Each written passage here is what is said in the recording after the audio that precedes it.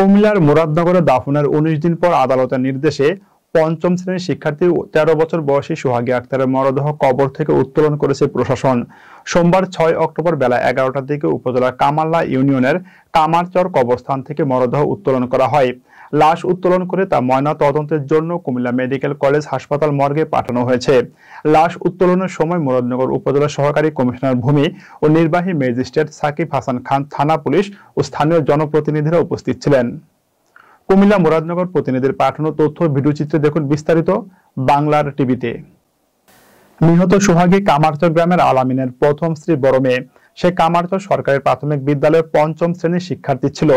স্থানীয় সূত্রে জানা গেছে, গত ১৭ সেপ্টেম্বর সোহাগীর রহস্যজনক মৃত্যুর পর কোনো প্রকার পুলিশকে না জানিয়ে তার বাবা তড়িঘড়ি করে দাফন সম্পন্ন করেন। এতে এলাকা জুড়ে ব্যাপক সমালোচনা ও চাঞ্চল্যের সৃষ্টি হয়।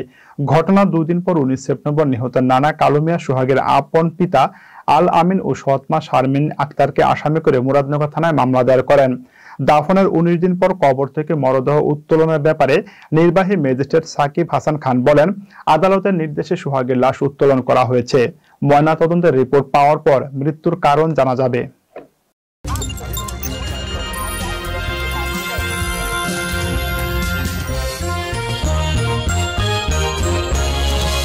গ্রাম বাংলার কথা বলে বাংলার টিভি।